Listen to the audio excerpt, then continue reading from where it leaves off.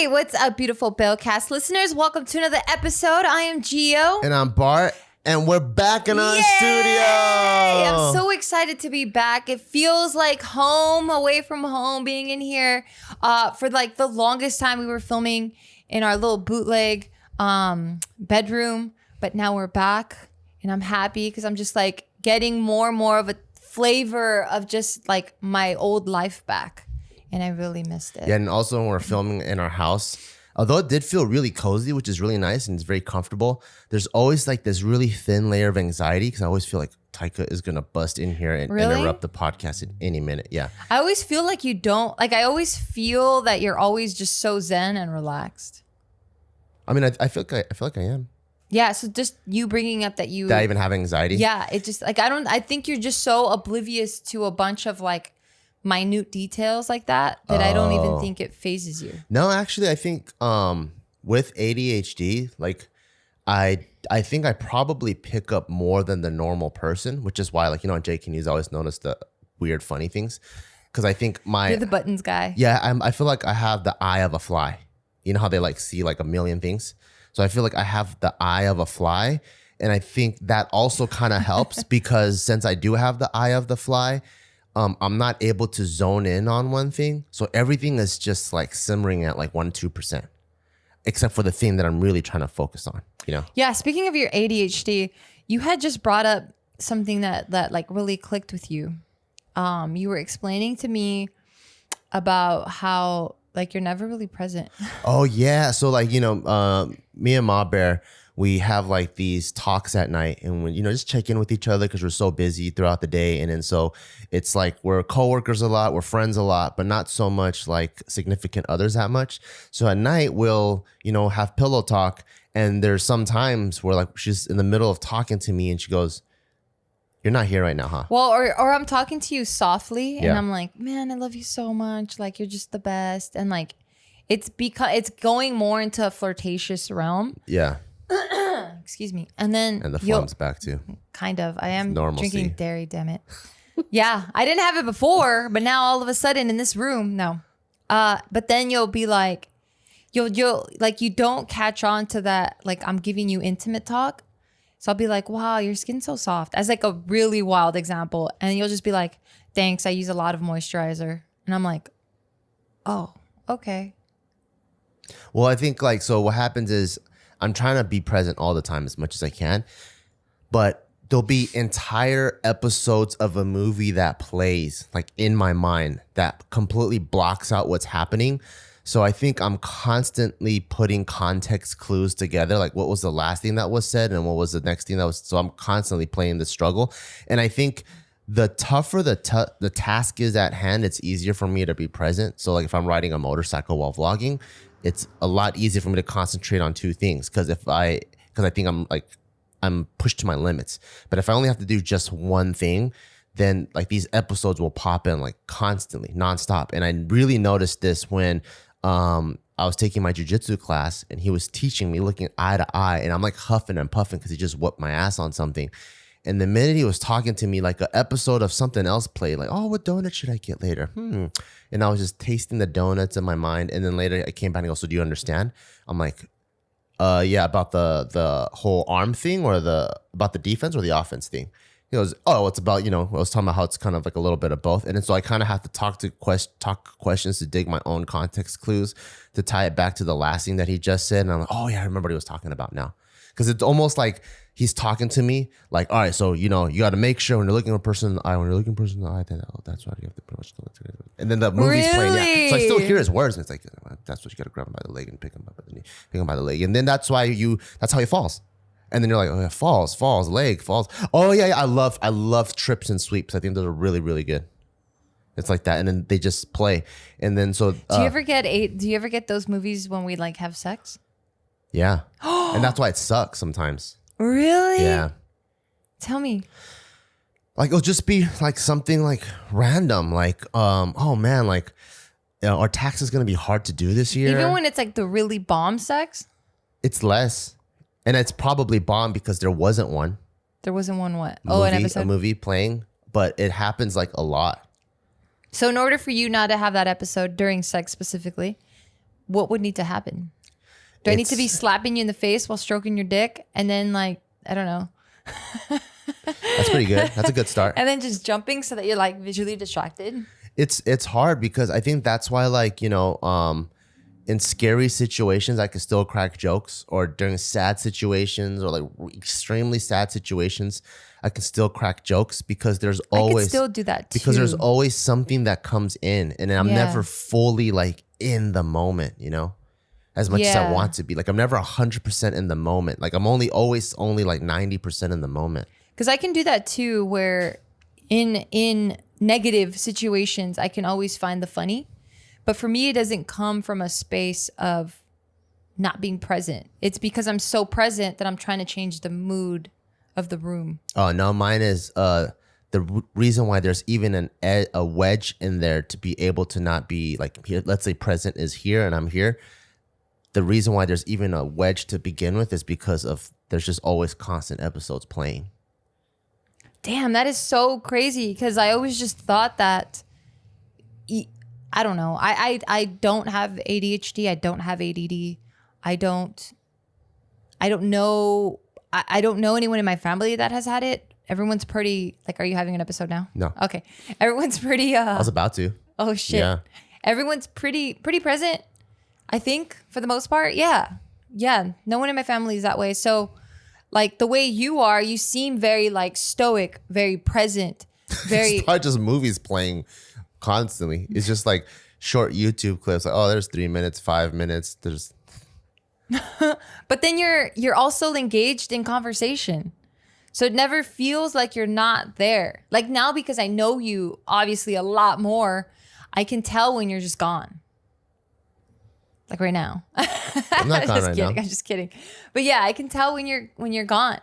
So like, how did you get to that place? Because I've had friends that have had ADHD, and you can tell that they have ADHD because they'll be talking to me. So I feel like just innately females kind of have that a little bit, because like we'll be talking about like, so how was your date, girl? And they're like, yeah, he was so cute.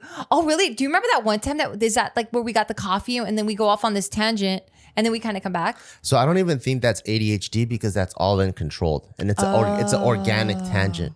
You know, it's like, oh, you tell me this reminds me of this, and this reminds me of that, and that reminds me of this. Yeah, it's all interlinked. Yeah, my brain, it's constant, like, there's no like real connection.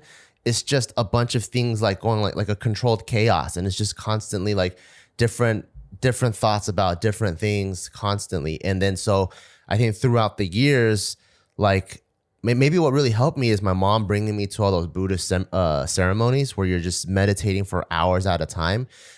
So I think I was able to kind of like in the midst of this chaos, kind of like find a thing to kind of like latch onto while everything else is still shaking around.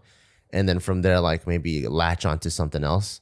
So maybe over the years, I was able to kind of hone in and focus on things. But like you've seen me work, right? Like literally the minute I start working, I have 8 tabs open. I have car prices, parts that I want to buy, commercial spaces that we need to get for Barb. There's literally like 12 things that are open at once. And that's the only, while I'm trying to write like copy, like that's the only way I can work. Cause I'm like here, I'm like, oh yeah, like if I were to get a commercial space, should we have something with the roll up door? Oh man, that new Tahoe's pretty sick. Oh yeah, let me try to get sponsored by like this wheel company, right? Cause they're pretty tight. Okay, yeah, so that's the reason why we need to come out with this multivitamin, because we're really trying to attack the brain, the heart, the gut, and health. And I'm like, literally, it's just like that, like all the time. Damn. Cause for me, I'll do that, but the motive is different. So for me, I'll be like writing the multivitamin, whatever. And then I'm like, okay, my brain is kind of taxed on this. Let me just stop here.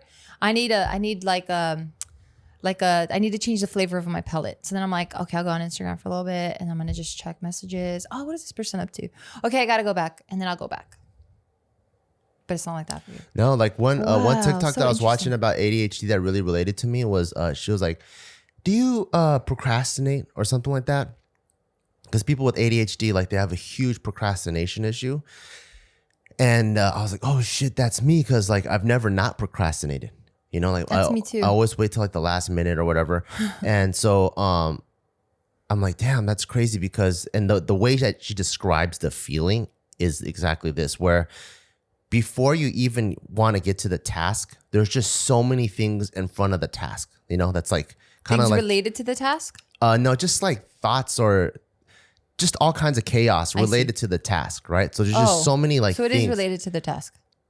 Not like genre related. What do you mean?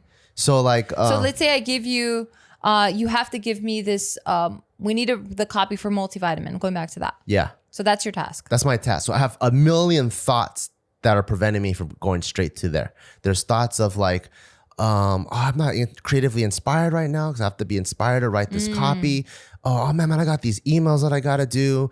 Oh, I got this, you know, there's kind of related, but not really. It's brain space related, I guess. Like I need the same brain muscle that I need to use to write this. It's being occupied by a bunch of things. So it's going like this. There's like a lot of things preventing me from getting to it. But then when I actually do it, then I'm like, wait, this wasn't that difficult to just do right now. Like my brain will tell my brain will be like, okay, that's going to take like a good 2 hours to do, I don't right? think that's ADHD. And then I do it and it's like, oh wait, that's only 10, 15 minutes. I don't think that's ADHD. I think that's pretty common. Well, that's what the TikTok lady said. So I don't know. Well, I think if we're talking about the same TikTok, I mean, first of all, it's TikTok we're referring to I thought here. all professionals are on TikTok. Right, fine. I don't know. Okay, I'll give you They're that. always wearing scrubs and shit and dancing, so it's got to be legit. It's got to be legit. Got it.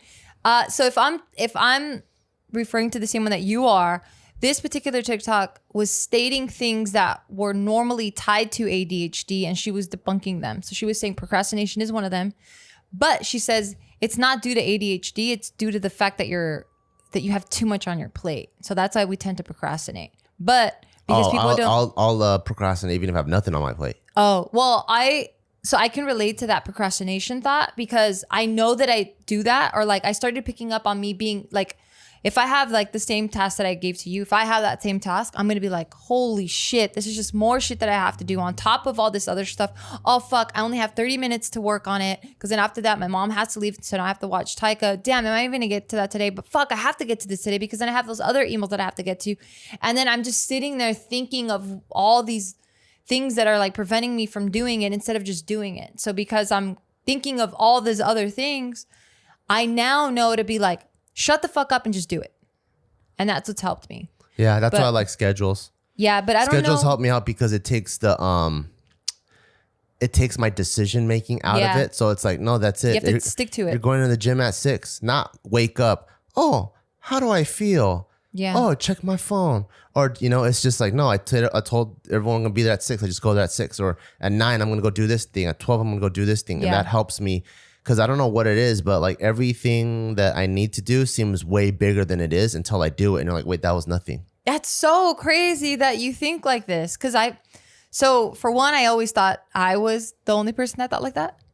But it could also be like, I have nothing though. Like it's been like this since the start of JK when we literally have nothing to do. And we're only shooting like one skit a week. Things would still be this big. So it has nothing to do with what's on my plate. It's always just been like this. The procrastination part? Yeah. Like every task being this daunting with it's always been like it could be like ironing my pants. And it's just like, whoa, fuck, ironing my pants. Yeah, because you have to get up. Oh, shit. You have to walk over to the cupboard, have to take the iron out. You have to get the ironing board. And it becomes a big task. I get it. Yeah. Because I'm also a procrastinator. Oh, you are? Yeah, I am. I am also a procrastinator. Doesn't seem like it, or at least not recently it doesn't. Oh, no, I am. Or maybe I'm just not living up to my own standards, or maybe my standards are too high. But no, I am. But the reason why I'm coming in and going like, oh, I have that too, is not to like compare. But I think I'm going more like, wait, so then is that a result of ADHD, or is it just a normal human trait? So I'm just really just trying to uncover and discover what it is that like a day in the life of Bart is. And it's so interesting that there's a lot of parallel and similarities with us, but or maybe I'm just not paying attention or like looking closely enough, but you mask it so well. Cause like, I just thought you were a robot. Really? I really did. I just thought you were like, I have to train at 7. I have a meeting at 9. I have to shower at 8:30 before my meeting at 9. I have to eat at 10. So I always just thought it was like this thing that's just thoughtless and you don't think about it. You just do it. There's no thought. It's just do. No. It's actually, I think the result, like what you see today is actually a coping mechanism of how I can be productive in society. But inside, it's like a war zone. It's just constant chaos of like that's why, when you ask me like, anytime anyone asks me something like, what do you want to eat? What do you want to do? How do you want to do this? I'm like, literally anything, just do anything. Because all I need is just give me a jump off point and I can grab onto something finally, because there's so much chaos. I literally see like infinite possibility, infinite destinations all the time. So I'm just like, just choose anything because anything can work in my mind, Damn. Yeah. That's so interesting. So like when people are like, I have a vision, I'm going to do this thing. Like I don't have that one vision. Literally it could be anything. I'm like, Barbell Brigade can succeed in a million different ways, a bajillion different ways. Yes. This. I'm like, so you tell me what you want to do and I'll help and we'll do it that way. Yeah, I see it the same way. Yeah. I'm just trying to see at what point the ADHD kicks in. Because like that's the start of it. I think the only times I can And tell. then now there's movies that start playing. Oh shit. Yeah. Because the only times I can tell now, because I've just been educated on it more and more. I see it when I can tell you're not with me, because I just know your body language. I just know when you engage and how you're engaging. I'll know if you're with me or if I've lost you, which I think is pretty cool that I can tell now. But like, I'll be talking to you and then you'll just be staring at me and I'm like, oh shit, he's gone. And then I'll see you come back. And then I'm like, okay, he's back. Yeah, and I think it's cool too that finally at about to be 36, that I can tell that I'm lost too.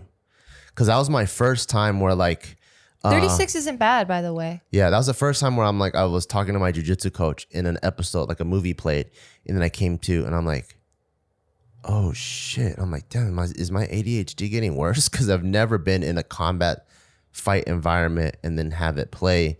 But then I was like, oh wait, but the cool thing is I actually recognize that it happened. You're still talking to yourself as your coach is talking to you? Yeah. Is this how That's awesome. Yeah.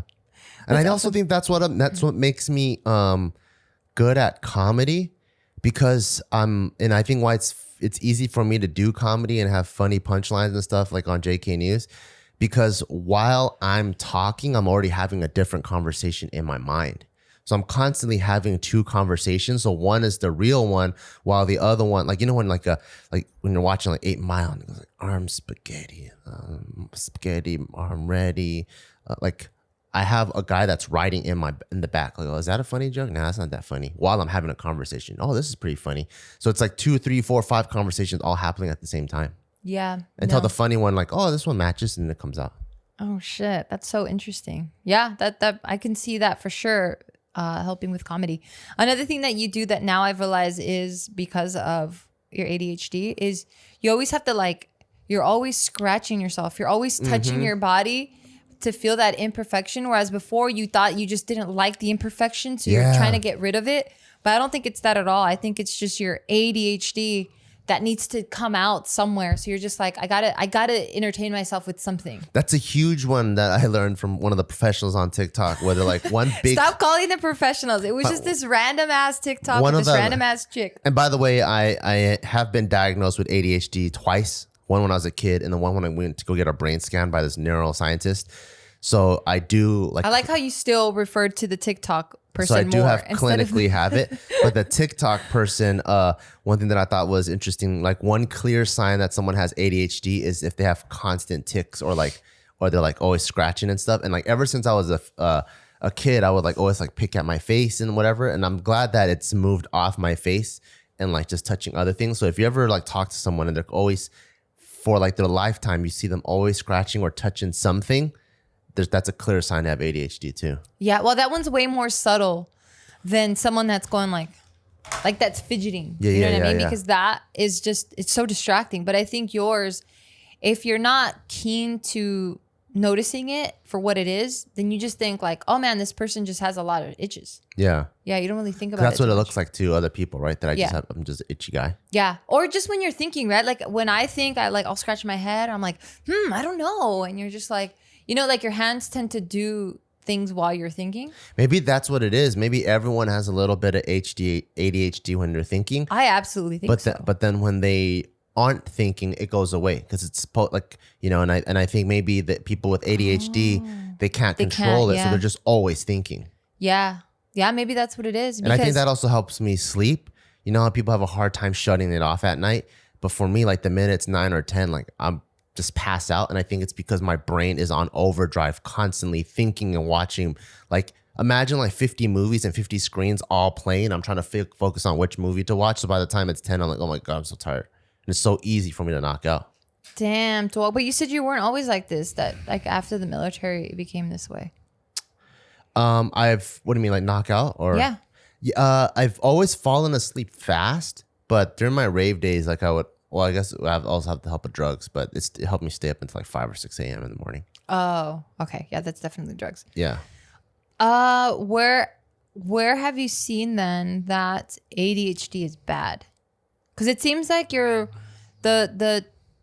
path that you took in terms of your career really helped you with the fact that you have ADHD. It took a long time to discover that, I think. So I think, you know, like when you're a kid and you get kicked out of a bunch of schools and you constantly hear from your parents and your teacher that like, oh, you're a smart kid, but he's not reaching his potential and he's always distracted. And not only is he distracted, distracts other people in class. Like probably at least the first 18, 19 years of my life. I would hate you in a classroom. Yeah, it sucked because you kind of just feel like it's almost every year you're being told you're a failure and you're not meant to like do very well, and you're like a you're pest. Like the different. You're a pest to the class and you're bringing everyone down.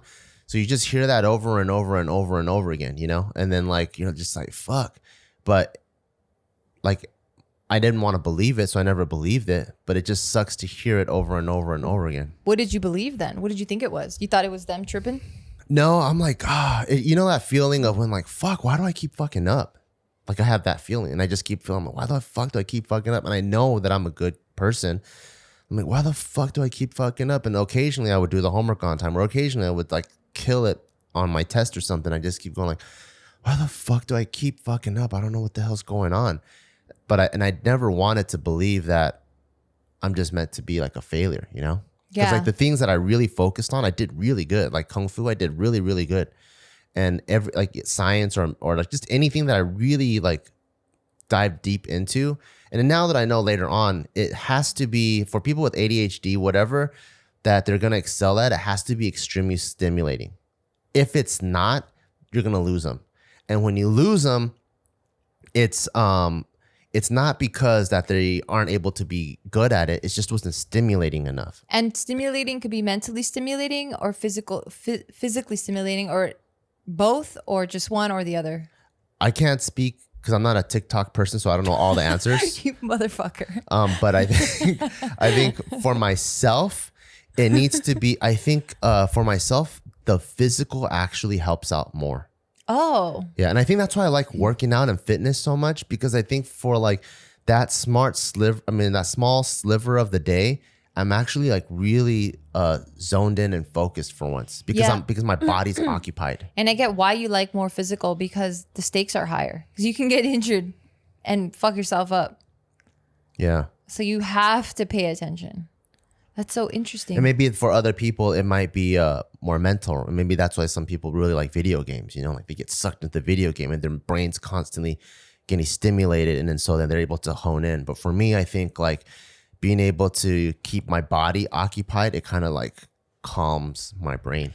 So I know all like the bad traits of someone that has ADHD, right? Like they have tics, or they're constantly like, they're bouncing back and forth. Like you just don't have them 100%. What is like something positive that you like, other than you've already stated, you know, the comedic timing and like just coming up with content, like with jokes and stuff? What's another positive that you've noticed? I think being able to see things from many different perspectives at the same time. For example? So I think, you know, when the negative part of ADHD is you're not 100% in the moment, you're not 100% present, right? So I've always kind of maybe not envied, but like, I guess kind of envied. Like I've always envied people that like something happens and they have an immediate response. I always thought that was awesome. Like what? So like, let's say in the movies, right? Like the bad guy pops out on the screen. They're like, ah, like that, right? Or something happens where like someone like pushes you. What the fuck, man? You know, there's it feels like very primal. It feels very like, hell yeah, or like, you know, or if someone steps up to something, you're like, oh, that's kind of courageous. You know, it's like almost like knee-jerk reaction, like, oh man, that guy's so courageous. For me, that will never happen because between the stimulus and my expression, there's already been 1,000 thoughts in the middle. You know what I mean? So like let's say it goes boo on the screen. Then I'm like, okay, boo. So that's on a screen. There's a projector that shined that thing on the screen. We're eating popcorn right now. I guess that is kind of scary, huh? Oh, that is kind of scary. Oh, but then moment's over. I'm not gonna say whoa. I'll do it again if the bad guy pops out again. Whoa! I got scared because it popped out again. It's like that. So sometimes I have to tell myself to express because it doesn't come out. Whoa. You know when we're in a car? Like the great example would be in a car, right? In a car, and then a semi-truck goes into the lane. Everyone in the car is like, whoa, whoa. For me, I'm bad on the inside, but then it's like, oh, moment's over. I'm not going to say well. Everyone said it already. I'll say well on the next one. Because whoa. Because you already had 1,000 thoughts go into your brain. Yeah, because people are present, they're that much more connected. So it's like this. Ow, right? But for me, it's like, oh, okay, so it hit my arm. Oh, I can kind of feel the pain. Oh, it's traveling up the nerves. I'm like, oh, if I say ow now, that's going to be so weird. If he hits me again, I'll say ow. The fact that you didn't say ow is already weird. I know. So just say it whenever. I can't. There's too many thoughts. There's literally 2,000 other movies and 10,000 other arms coming out of me. Wow. This is just a physical arm. So in that regard, that's what I envy, right? But I think I'm like, where's the positive in that? So that's what I'm saying. So I kind of have to paint that to show the positive. I think the positive part, I think that's the part that makes me feel like a rock or like a boat that's unrockable. Yeah, I like it. Because I have so much buffer that it really takes a lot for me to react. And I think because I have so much buffer, it's really hard for me to be impulsive. You know what I mean? Like hot girl walks by, fucking they start grabbing their nuts and shit like that. Like it's hard for me to do that because there's just so much filter between stimulus and who I am that there's a lot of times to weigh out a lot of options. So that's the part that I really like, where I think I'm maybe part of the discipline and people like being impulsive and stuff like that. Like I don't just make big decisions based off of notions because I'm not even able to. I already have a lot of thought process that goes through. Wow, that's pretty good. And of course, like ADHD, it's not like a constant state, right? It's not a constant state of always 1,000 layers between the stimulus and my reaction. It's like comes in waves. So sometimes if I'm walking around the corner and I am present and you come out of the corner and you go, boo, oh shit, I do get scared. I scare you like all the time, right? 10 out of 10 times. Yeah. So, and that's because I'm probably present there. You know, I'm like, or there's other times where like, if there are 1,000 thoughts between the stimulus and my reaction, it's probably because during that time, my ADHD is really, really strong. Wow. Okay. Well, do you know of another positive? Can you think of one? I would say that's probably like my biggest one. Okay. Well, hold that thought because I want to introduce our sponsor. Okay. All right, so I'm so happy to be working with our sponsor, Felix Gray, who has the best blue light blocking glasses on the market. They're so cute. I absolutely love them. I actually do tend to be on my phone quite a bit just because of the career that I'm in. We own, I mean, you guys know, but if you're new here, we have a gym where, you know, we have YouTube, we have obviously this podcast. So there's a lot of stuff that we have to do on our phone. And if you don't know, some of you guys are listening like blue light, like I'm never exposed to that. Well, unfortunately you are, because a lot of popular devices are a major source of blue light. I'm talking about phones, tablets, computers, TVs, Kindles, because I have a Kindle and it just doesn't, you don't think that it would have anything because it's just like this faint, it kind of even looks like a sheet of paper from a book. But no, even that has blue light. Or if you even like to game for hours on end, get yourself some Felix Gray glasses so you don't get all the tension headaches. Yeah, I'm so happy that you're bringing that up, because if you have eye strain because of the blue light, or if you're in a dark room and you're watching these things, that's also going to cause eye strain. You're going to get headaches. You're going to get tired eyes, dry vision or dry blurry vision, headaches, trouble sleeping, just again because of the exposure. Because when you're exposed to a lot of blue light, what ends up happening is it hinders the production of melatonin, which is, a hormone that our body produces that helps us regulate our sleep. So the more that you're exposed to this, the more your sleeping is going to get messed up. And what sleeping or the lack of sleeping does to your body. Like, you don't wake up on time, you feel groggy, you're going to be grumpy, you're probably not going to eat a nutritious breakfast because you're probably running late. Like, it's just this snowball effect of just a bunch of negativity. Not that I'm saying that blue light glasses is going to prevent all that, but I'm just saying that just taking care of your body is not that hard, you guys. And just start with Felix Gray. So for everyone listening right now, go to felixgrayglasses.com/pick'em for the absolute best quality blue light filtering glasses on the market. Just start right, That's FELIXGRAY glasses.com/pick'em. Shipping and returns are totally free at Felix Gray. So make sure, I'm going to say it one more time, felixgrayglasses.com/pick'em. PICKEM. And we're back. Do you ever hate it? Yeah. You do? Even now? Even now that you understand it so much? Now that it's a part of me now, right? So it's part of my identity. But it always feels like, it never feels like I can do what I want. It always feels like, okay, this is what I want, but this is what I have. And so that's how I'm going to get what I want. I guess that's what everyone feels, right? Because like, let's say you're like 5'3" and you want to like get in the NBA. Like you go, I want to get in the NBA. And it's easy to look at the guy that's 6'10". Duh, he'll get in the NBA. But if you're 5'3", you probably have to develop other parts of your game. Better be good at handles, better be good at passing or fast or whatever, right? So I guess that part is the normal part where most people, unless you're extremely lucky, you're born exactly with the attributes that you want. That's going to be able to achieve your goals. I think for me, my insides in my brain, I'm born with the attributes that take a little bit longer for me to achieve what I want to achieve.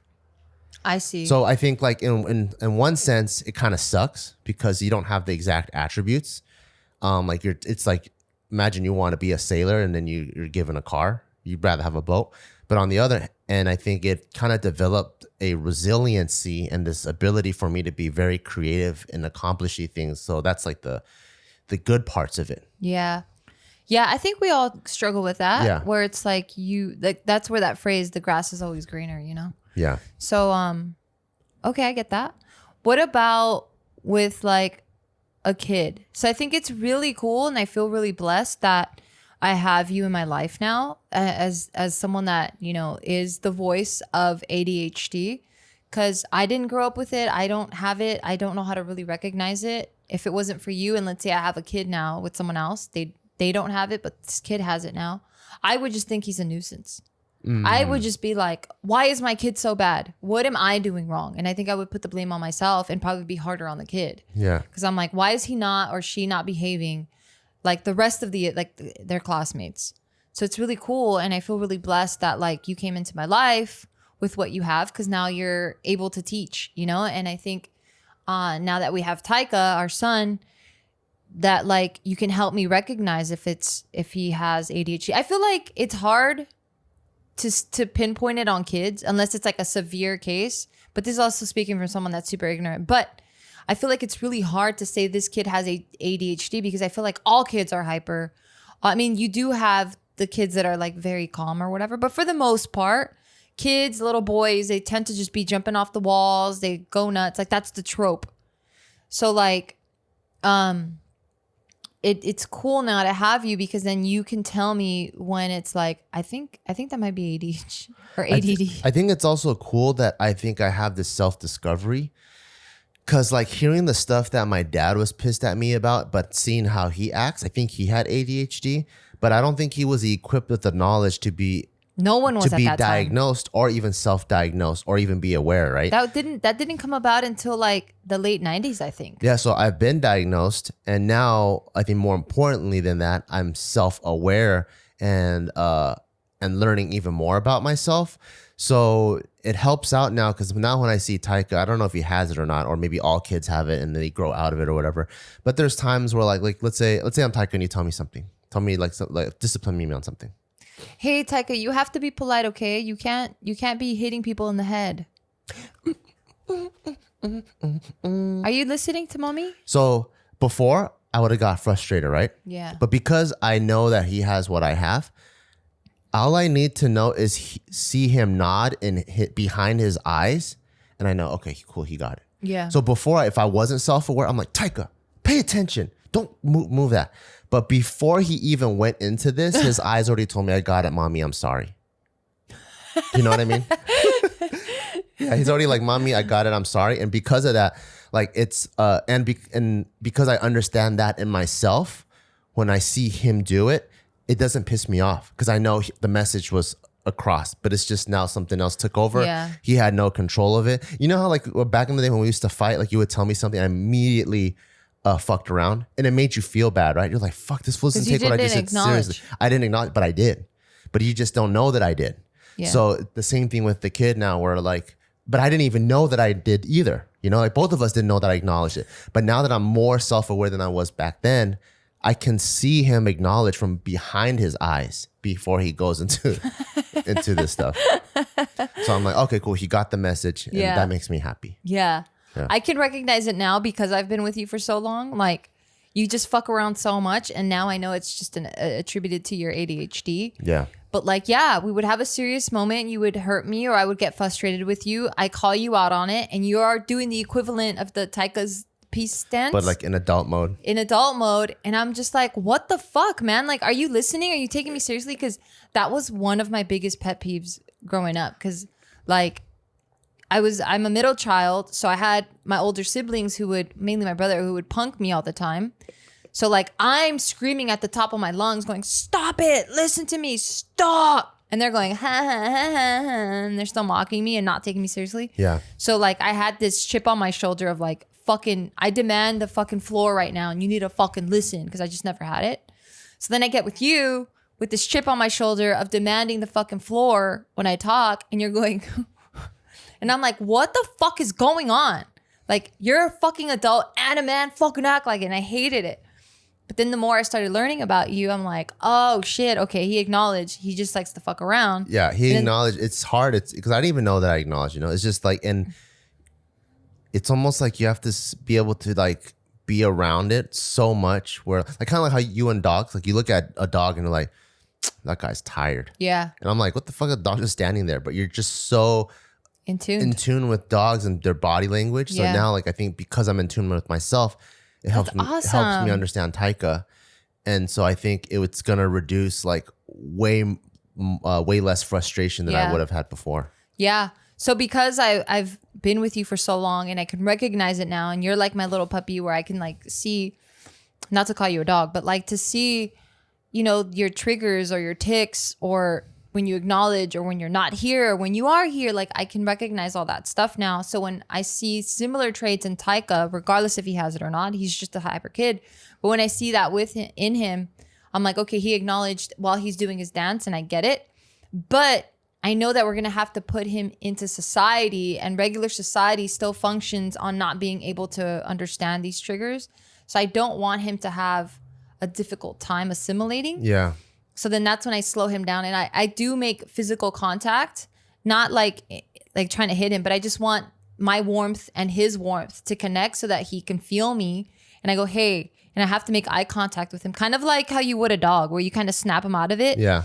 So I'll hold him like, hey, did you hear mommy? And I have to make sure he looks at me so that I get the verbal yes. Because I want to teach him. I don't even know if this is teachable or not, but I just want him to know that like, hey, at this moment, something serious happened. You need to slow down and you need to be here. Yeah. I don't know if it works. Yeah, he definitely needs to do that, because, you know, if he gets a teacher that doesn't understand it, it's just going to piss the teacher off so fucking much. He's just going to get in so much trouble. Yeah, the older I've become, and now that I'm a parent, the more I understand why parents put their kids, in private schools and they just have private tutors. Or I even get it. homeschooling, or Yeah, I get it. growing up, it's like anything that's not what the average or normal is doing is considered weird. So it's almost like, what, that kid is homeschooled? That's so weird. Yeah. But now, like, the older that I get, I'm like, wait, people are so different across the board. It's actually weird to try to find one solution to 30, 50 students in one classroom. Yeah, I get it now. Because before, exactly. I was just like, whoa, homeschooled.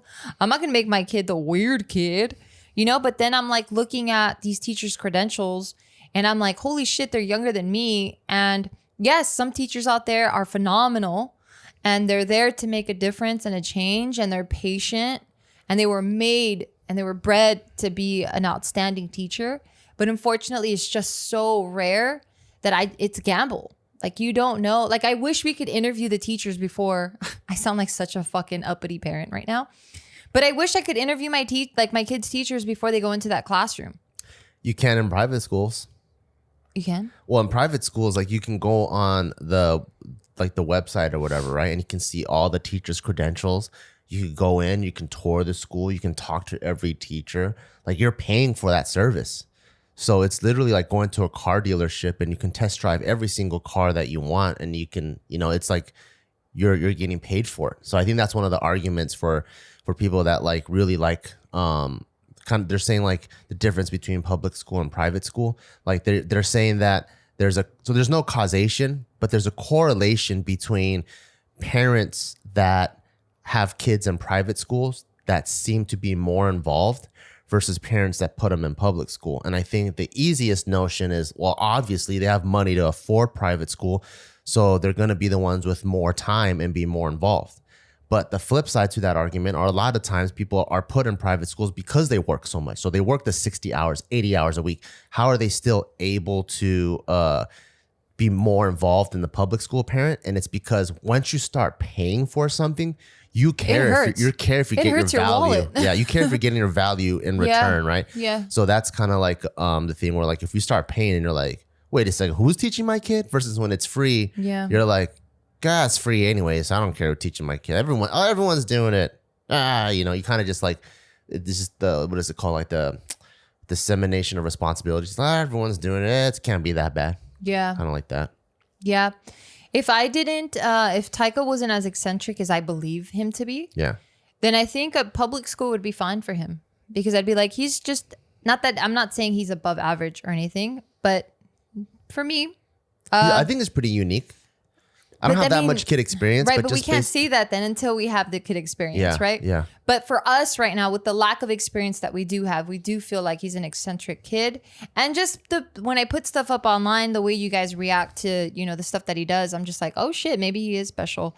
It does make me think about my own schooling, career, and then going, did I want to put Taika with the same teachers that I had? And I'm like, he would not hang. He would not hang with the teachers I had either. Because I'm just like, I would say that I'm the average kid. I think public school for me was fine. It was good. Yeah, because I was a chatterbox, but I think it was just a lack of like peer interaction that I had back at home, that I was just so excited to see my friends that I just wanted to just play and have a good time. And I feel like that's pretty average behavior for kids.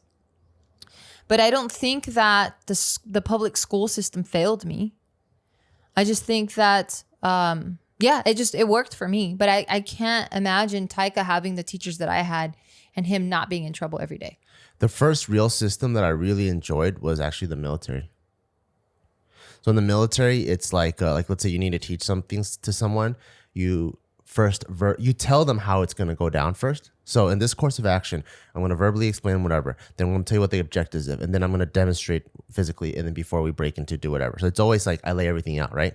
Everyone's like, okay, cool, we got it. So through the verbal explanation, they talk about it, blah, blah, blah, blah, blah, blah. Now I'm going to physically demonstrate what I just said. And then, so now you go do it. And then so you got to stick the bayonet in the throat and the groin or whatever, right? And then, all right, cool, break. We're going to go do it. So that way I understood it. And then because there's so much physical commitment to doing what you need to do, it took my brain away from being distracted. And since everything that you're doing is 100% intensity, like even in boot camp, they train you like, Yeah, it sounds So like it's it's life and death. So it's even a more extreme version of like, hey, Taika, did you hear what mommy said? It's not him going like this. Hey, It's you like, fucking maggot. yeah, it's like, I'm clearly yes, mom! Like everything, there's no room for ADHD. Yeah. It's just full commitment, full intensity all the time. Even when you sleep, it's literally you sit on the bed, boom, and you throw your head into the pillow, bam, knockout. Like, you know, so I think that was like the first environment that I'm like, oh shit. Even though it's like traumatic to a lot of people, for me, it was the first time where I had like Zen. It was like clear. I'm like, oh, I actually like this. Okay, I'll remember that. I'll treat you like shit more. Okay. Why do you think I've been around you so long? Because it works. Yeah. Hey, I do a lot to freaking make you just be you. I don't ever try to mold you. I don't try to change you. If anything, you're like this diamond that I keep buffing because I'm like, you see, you have this angle too. Did you know that? You missed this spot. No, I left that one uncovered. I covered up on purpose. Fine. But okay, we're coming to an end to this podcast. I'm so fascinated with just what goes on in your head when dealing with ADHD. I'll probably have to bring this topic up again. But for anyone out there dealing with it right now, what are some like key things that they can walk away with going like, do I have it? Like if they're on the fence, how do they recognize that they might possibly have it? Obviously, we're not, we don't have the credentials, but just from your own personal experience, how do they know that they might possibly have it? And then once they do have it, what are some like starter points?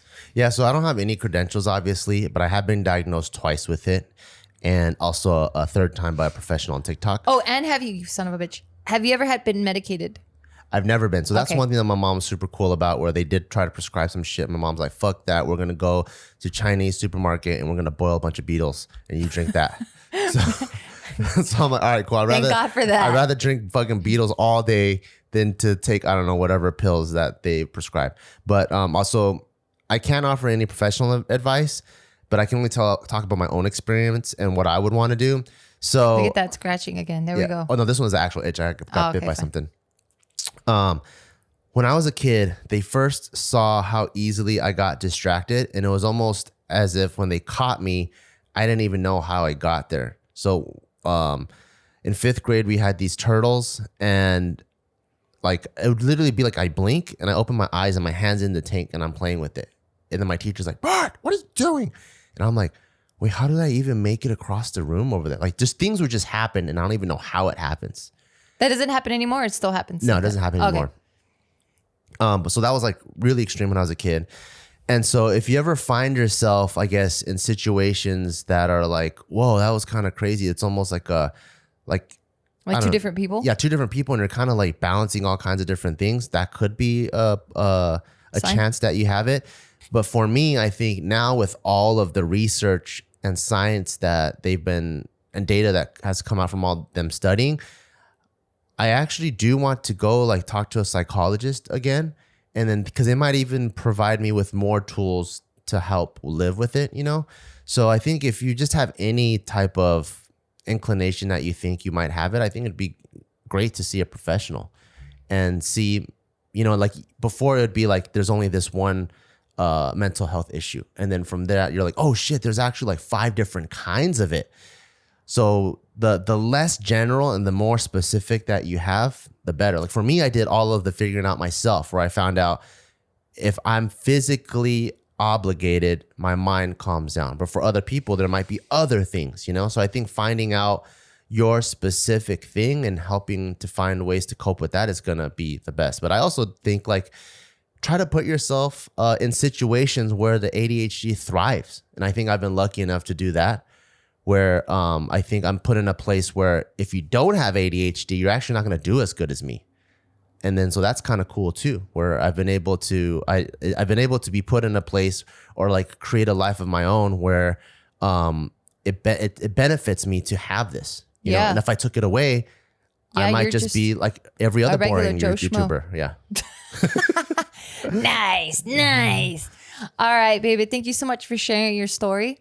I'm completely fascinated, and I'm going to continue asking questions until I understand it better because I just want to love you better. No, I can't believe I just said that. Who the fuck am I right now? Anyway, thank you guys so much for listening, and thank you to our sponsor, Felix Gray, For everyone listening right now, make sure to go to felixgrayglasses.com/pick'em.